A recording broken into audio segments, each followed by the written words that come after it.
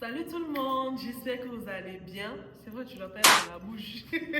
Salut tout le monde, j'espère que vous allez bien. Pour ceux qui ne me connaissent pas aussi, Marie, pour faire du bruit.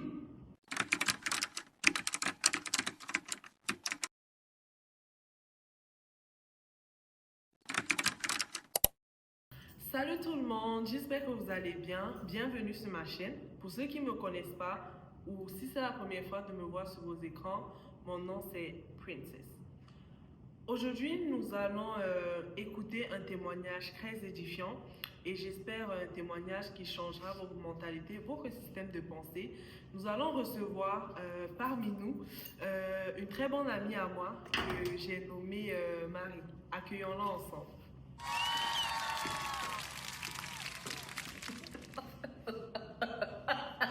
Tu dis pourquoi?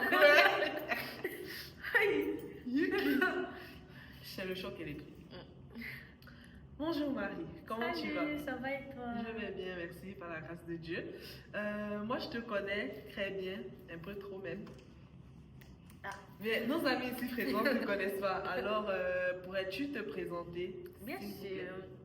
Bonjour tout le monde, j'espère que vous allez bien. Par la grâce de Dieu, moi ça va. Alors, je m'appelle Marie-Reine, tout le monde m'appelle Marie parce que je préfère ça. Je suis chrétienne, j'ai donné ma vie à Dieu depuis 2023, fin 2022. Anyway, mais voilà, je suis là pour vous raconter ma vie. Voilà, bon, vu comment vous parlez comme si mon cœur était un livre ouvert pour vous tous. Amen, gloire à Dieu. Ici, nous sommes là, bien évidemment, pour écouter ton témoignage. Mais avant cela, j'aimerais vraiment te demander quelle était Marie avant de rencontrer Jésus-Christ.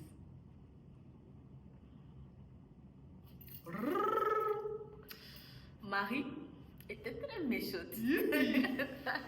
Non, la Marie avant Jésus-Christ avait d'insécurité, beaucoup de problèmes, beaucoup de détresse, En fait, elle ne se connaissait juste pas. La Marie d'avant Jésus elle ne vivait pas, hein. Elle survivait vraiment. Et je suis vraiment reconnaissante d'avoir commencé à vivre après avoir rencontré Jésus. Parce qu'avant, vivais dans la dépression, dans l'anxiété, j'étais anorexique, tout ce que vous voulez là, j'étais. Mais par la grâce de Dieu, je ne vivais pas dans le monde de la boîte de nuit, je ne fumais pas, je ne sortais pas. Donc, je ne pourrais pas faire le genre de témoignage avec les vidéos, compilations où, oui, j'étais dans le moment, j'étais en train de parce que je ne faisais pas ça. Tout simplement parce que je n'ai pas eu accès à ça, tout simplement. Je n'ai pas grandi dans une famille où me donner accès à ça me paraissait très très strict. Donc j'étais juste vraiment, j'avais plus de problèmes émotionnels qu'autre chose, vraiment dépression, anorexie, détresse, manque de confiance en soi. C'est ça quoi, la Marie d'avant. Ok, d'accord. Waouh. T'étais vraiment tout un bagage. C'est ça. Si on peut dire ça comme ça. Quel était ton parcours? Qu'est-ce qui t'a fait en fait venir à Jésus? Je sais, tu as soulevé quelques points ici et là, mais quel a été vraiment comme l'événement déclencheur qui t'a fait te dire arrête-toi, il y a quelque chose qui te manque? Alors, il faut sachez que moi, oui, il faut sachez, j'ai dit ça, j'assume. Il faut sachez que moi, mon événement déclencheur pour plusieurs personnes pourrait être un truc très infime, hein. Mais pour moi, c'était vraiment mon miracle. Wow. Il faut savoir que j'ai grandi dans une famille catholique et j'ai vraiment vécu dans la religion, dans tout ce qui est vraiment religion, okay. Le chapelet, lire la Bible, faire des veillées de prière qui ne faisaient pas vraiment de sens en vrai. Donc, je n'ai jamais eu une relation avec Dieu. Pour moi, parler à Dieu, c'est vraiment prier, se mettre à genoux, être dans une atmosphère. Limite, tu allumes un peu les bougies, tout ce qui va avec. Donc, il faut savoir que mes parents, ils sont divorcés. Et après le divorce de mes parents, moi, je suis allée habiter avec mon père. Donc, fait que ma mère et moi, on a arrêté de se parler pour plusieurs raisons. On a fait genre une année et demie, même sans se parler et tout. Et le jour de la fête des mères, j'étais très blessée par cela. Et j'avais un ami, en ce temps-là, qui m'appelle, qui me dit, qui était chrétien, qu'il est encore aujourd'hui par la grâce de Dieu, et qui me dit, Marie, je sais que tu as mal, prie et écris à ta mère. Et j'étais en mode non, je la connais. Parce que oui, il faut savoir que je connaissais vraiment bien ma mère et je savais très bien qu'elle ne m'aurait pas répondu. Donc je lui dis, oui, je la connais et tout. Elle va pas me répondre, ça sert à rien. Il me dit, Marie, prie, même si c'est 2 minutes, genre vraiment, parle à Dieu, dis-lui ce que tu ressens dans ton cœur et écris-lui. Et je dis que ok, bah, je peux essayer, hein, je peux tenter si tu veux. Vraiment, j'ai jamais fait ça, mais I will try it. Donc c'est là que je dis, ah Seigneur, salut, coucou. Je ne sais pas trop si je peux te parler comme ça, mais je lui explique un peu ma situation. Je lui dis, oui, je veux lui écrire vraiment, j'aimerais juste qu'elle me réponde. Et je lui ai écrit bonne fête des mères. Elle me répond, merci ma chérie. Pour moi, c'est fini. Pour moi, vraiment, Dieu est descendu sur terre, il m'a posé les mains, je suis tombée sur l'onction, tout ce que vous voulez. Mais pour vous, ça vraiment, beaucoup de personnes pourraient dire oui, c'est normal, c'est ta mère, etc., etc. Mais vous n'imaginez pas à quel point, dans cette situation-là, ça a changé tout mon système de pensée. Wow. Ça a changé toute la vision que j'avais sur Dieu. Ça a changé vraiment la personne que j'étais. Juste par ce message, en fait, par cette réponse. Parce que je me suis dit, mais. Et quand il a répondu, je me suis dit, mais. Hé, Dieu, tu es là, Tu es là. Je peux juste te parler comme ça et puis tu agis quoi. Et c'est vraiment là que j'ai commencé à entamer une vraie relation avec Dieu. Okay. C'est-à-dire que je lui racontais mes journées, je sors, quand je rentre à la maison, je dis Seigneur, tu sais ce qui s'est passé aujourd'hui. Maman, il a fait ça, j'ai pas aimé. C'est un peu comme ça que je l'ai rencontré. Wow. Très vite fait. Wow.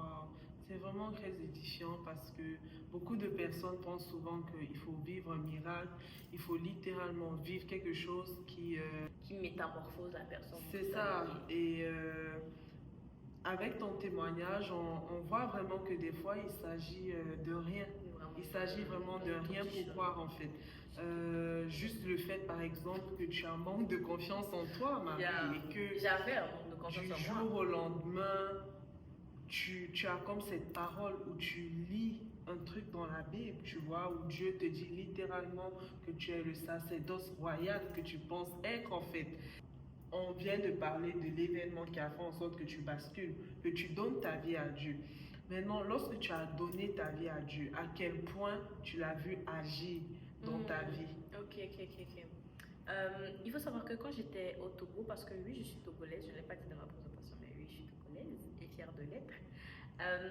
Il faut savoir que quand j'ai donné ma vie à Dieu, avant de faire la prière du salut, j'étais au Togo. Et quand j'étais au Togo, personne ne m'avait parlé de la prière du salut. Personne ne m'avait dit, Marie, oui, tu dois faire la prière du salut, etc.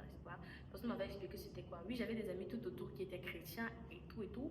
Mais personne ne m'avait vraiment dit c'était quoi la prière du salut. Donc, est-ce que vite fait, tu pourrais expliquer à ceux qui nous regardent et qui eux aussi ne savent pas c'est quoi la prière du salut? Je vais prendre le cours là. Donc, par rapport à la prière du salut, je vais prendre un verset biblique pour appuyer ce que je vais dire. Ce sera dans Romains 10, verset 9 à 10. Je lis la parole de l'Éternel. Si tu confesses de ta bouche le Seigneur Jésus, et si tu crois dans ton cœur que Dieu l'a ressuscité des morts, tu seras sauvé. Car c'est en croyant du cœur qu'on parvient à la justice, et c'est en confessant de la bouche qu'on parvient au salut. Pour faire vraiment un résumé rapidement, la prière du salut, c'est vraiment quand tu déclares de ta bouche et que tu acceptes en fait devant les hommes, les anges ainsi que les démons que Jésus-Christ c'est ton sauveur, Jésus-Christ c'est le rémunérateur de ceux qui le cherchent, Jésus-Christ c'est l'alpha et l'oméga et que tu acceptes en fait et de manière sincère qu'il t'a sauvé. C'est vraiment faire une prière dans laquelle tu dis Seigneur, je suis désolée de m'être éloignée de toi, je suis désolée de t'avoir mise à l'écart pendant si longtemps.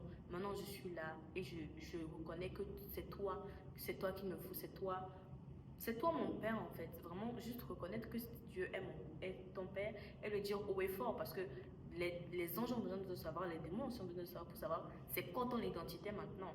Et mais cette prière là, moi je ne savais pas que je devais la faire. Moi pour moi c'est bon, je peux parler à Dieu. Allons-y quoi, go, let's go. C'est ça. Donc il y a quand après avoir donné ma vie à Christ, c'est ça? Quand j'ai donné ma vie à Christ, Dieu s'est manifesté de manière très prompte. Vraiment, ça a été très speed.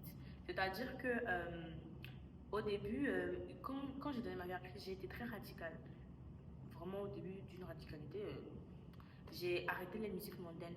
Donc j'ai arrêté les mauvaises fréquentations. J'avais pas vraiment beaucoup de mauvaises fréquentations. J'avais juste un ami à gauche à droite qui me disait d'aller en boîte, mais c'est un truc que je ne faisais pas. Donc. Mais c'est des gens quand même avec qui j'ai arrêté de parler. Donc j'ai coupé toute fréquentation, j'ai arrêté toute chose qui ne plaisait pas à Dieu rapidement. Et quand j'ai fait ça, j'ai vraiment vu la main de Dieu agir.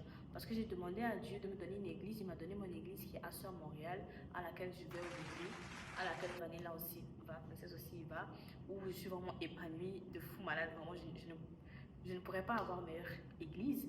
Et je lui ai demandé une église, il m'a donné une église. J'ai demandé une famille, il m'a donné une famille qui est à l'église. J'ai demandé des amis, il m'a donné des amis. Je lui ai demandé un travail, il m'a donné un travail. En fait, j'avais l'impression que à partir du moment où je l'avais accepté dans ma vie, que je marchais selon sa voie, selon ce que lui voulait de moi, tout allait, c'était fluide. Je disais, Seigneur, j'ai un peu d'argent aujourd'hui pour acheter ça un peu next day, j'ai l'argent. C'est-à-dire que Wow. Dieu agissait, mais de manière très prompte dans ma vie parce que j'avais été très prompte aussi à tout sacrifier pour lui. C'est-à-dire que je ne me suis pas dit, oh non, mais j'aime bien la chanson de Taïk là, vraiment où il dit telle chose. J'ai dit non, ça Dieu n'aime pas, donc je n'aime pas. Comme ça. Wow. C'est vraiment très édifiant ce que tu dis et comme on a pu le constater, tu as eu vraiment une transformation radicale. Accompagne un peu ce que tu dis parce que en confessant de ta bouche, on sait bien que la vie et la mort sont au pouvoir de la langue. Fait qu'en confessant de ta bouche, vraiment en reniant cette vie-là, tu montres vraiment au diable qui ne t'appartient plus en fait. Parce que le diable, il ne peut pas lire dans nos pensées. Fait que c'est à travers nos actions qu'il peut voir l'impact qu'il a sur nous. Fait que lorsqu'il met des tentations sur nos chemins et qu'on ne succombe pas, il se concentre sur quelqu'un d'autre parce que là, il voit que c'est dur en fait. Tu vois, il ne doit plus envoyer petit démon là, il doit élever le niveau. Sauf que quand il revient, tu es encore plus fort. Fait que c'est vraiment très édifiant. Tout à l'heure, tu as parlé de l'église, tu as parlé de la famille qui t'a donné. Fait que j'aimerais vraiment savoir, t'en as un peu parlé aussi, mais j'aimerais vraiment savoir qu'est-ce que tu as changé. Parce que là, tu parles de comment Dieu a agi dans ta vie, mais qu'est-ce que tu as changé en acceptant Dieu? Beaucoup de personnes vont souvent dire, comme tu as pu le mentionner, j'ai arrêté d'aller en boîte de nuit, mais tu n'étais pas la convertie type, je dirais. Fait que qu'est-ce que tu as changé? Où la transformation s'est vraiment faite? Est-ce que c'est au niveau de ton caractère? Est-ce que c'était une habitude que tu avais? Fait à quel niveau a eu vraiment la transformation de ma vie? Ok. Alors, il faut savoir que, comme j'avais dit avant, plutôt, je pense, la Marie d'avant n'était pas la Marie qui allait en boîte. Avoue, t'es bien qu'on en parle à la troisième personne. Non, continue. Arrête, Arrête. La Marie d'avant n'était pas la Marie qui allait en boîte, qui fumait, des trucs comme ça. Je n'étais pas vraiment dans tout ce que vous voyez aujourd'hui, tout ce que le monde est aujourd'hui. Je n'étais pas dedans. Donc, mon témoignage n'est pas un témoignage où je vais vous montrer une vidéo où j'étais en train de bouger un peu. Non, pas, ce n'est pas le cas. Mais mon témoignage, c'est plus dans le caractère et dans des combats, je vais dire. Parce que ce que Dieu a travaillé sur moi, c'est vraiment mon caractère et mon identité. Dieu a vraiment transformé l'identité que je croyais avoir. Parce que quand j'étais plus jeune, j'étais vraiment très mince, j'étais vraiment très petite. Bon, la taille, écoutez, n'a pas vraiment changé aujourd'hui. Mais j'avais, on va dire, des défauts que le monde, en tout cas, j'étais presque un défaut auprès de beaucoup de gens dans le monde aujourd'hui. Et c'est-à-dire que j'étais vraiment très harcelée pour ça, parce que j'étais très mince, j'étais petite, vraiment, je reconnais que j'étais vraiment très mince. Vraiment, j'étais vraiment mince au point aussi, la tempête, la scène, l'eau tempête, ça me prend. Donc, mais c'est un truc pour lequel je me faisais vraiment harceler à l'école pour ça. Et même dans ma famille, on me comparait souvent. Mes oncles allaient venir dire oui, mais tu es vraiment très mince, des trucs comme ça et tout. C'était des trucs qui restaient souvent dans ma tête, qui me restaient ancrés en moi. Je me disais, mais moi, je ne suis pas plus belle que telle personne, moi, je ne peux pas faire telle chose ou telle chose. Et j'étais beaucoup aussi dans la dépression, dans l'anorexie, dans l'anxiété. J'avais aussi un sale comportement. J'avais un très mauvais comportement, j'avais la bouche. J'avais beaucoup de... Je parlais beaucoup en fait. Vous voyez, c'est ça, j'aimais trop parler. Genre, non, tu ne vas pas me dire, ah, je ne vais pas te dire Y en fait. Tu es qui tu es qui pour me parler? Sachez que j'étais très polie face aux adultes et tout. J'avais très, très polie. Mais aux personnes de mon âge, tu me dis quoi? Si Vanessa comme ça, avant que je te demande si Vanessa comme ça me dit, je lui dis Y, on s'en voit. Et j'étais très impatiente aussi, mais vraiment, Dieu vraiment m'a malaxée à son image. Il m'a récupérée et m'a rendue encore plus magnifique, encore plus belle. Mais oui, Dieu vraiment m'a permis de m'aimer, déjà, de m'aimer comme lui, il m'aime, parce que Dieu m'aime d'un amour inconditionnel. Et il m'a permis de voir, en fait, à quel point j'étais importante à ses yeux, à quel point j'étais une belle créature, à quel point j'étais intelligente. Parce que oui, il faut savoir aussi que quand j'étais jeune, je doutais beaucoup de mon intelligence parce que j'entendais souvent des gens me dire que oui, je n'étais pas intelligente, parce que je n'avais pas forcément les meilleures notes à l'école, donc on me rabaissait souvent sur ça. Et Dieu m'a fait comprendre qu'en fait, je suis intelligente, je le peux l'être, je peux être magnifique, je peux être, etc., etc., grâce à lui. Parce que c'est Dieu qui perfectionne les hommes. On ne peut pas être parfait. Comme ça, tu ne prouves pas en étant parfait, mais Amen. Dieu m'a rendue belle, déjà. J'ai roulé up, s'il vous plaît. Dieu m'a rendue belle, Dieu m'a C'était rendue... déjà belle. Arrête. Dieu m'a rendue intelligente, Dieu m'a permis d'être patiente. Parce que là, j'avais un grand problème d'impatience. C'était vraiment mon plus grand défaut, j'avais un problème de patience. Et Dieu m'a rendue patiente. Dieu m'a permis de savoir avoir un bon langage avec les gens en général. Il m'a sorti de la dépression et de l'anxiété. Parce que je faisais de grosses crises d'angoisse avant. Vraiment, je faisais tous les jours, je faisais des crises d'angoisse, c'était insoutenable. Il m'a sorti de tout ça. Et je le suis vraiment reconnaissante parce que, en fait, il m'a sorti de tellement de choses que je pourrais actually pas tout citer aujourd'hui, malheureusement, mais Dieu m'a transformée, il m'a métamorphosée du tout. Et je me souviens même que je suis récemment rentrée dans mon pays et j'ai revu des amis à moi avec qui j'ai fait le lycée et tout, qui m'ont fait part de ma transformation, en fait, je pense que c'est quand je suis rentrée même que je me suis rendu compte qu'il y a vraiment eu un switch de personnes parce que quand je suis rentrée, j'ai revu mes anciens amis du lycée et tout. Et c'est là qu'ils me disaient, mais Marie, tu as vraiment changé, tu es vraiment différente, on ne te reconnaît pas. Et c'est là que je me suis rendu compte à quel point il y a une différence entre la Marie du monde et la Marie en Christ en fait. Entre ce que le monde faisait de moi et ce que Christ fait de moi, c'est vraiment Amen. incroyable. Incroyable, amen, amen. Je sais, là, on essaie juste d'être sur la partie vraiment comme immergée de l'iceberg. On a souvent tendance à voir, lorsqu'on donne sa vie à Christ, c'est tout bling bling et tout, mais on sait qu'à faire de Jésus, là, c'est pas toujours tout beau, hein? C'est pas tout nouveau, tout beau, là, on sait ça. Fait, j'aimerais vraiment savoir, as-tu eu des difficultés pendant ton cheminement avec Christ et vraiment savoir comment tu les as surmontées?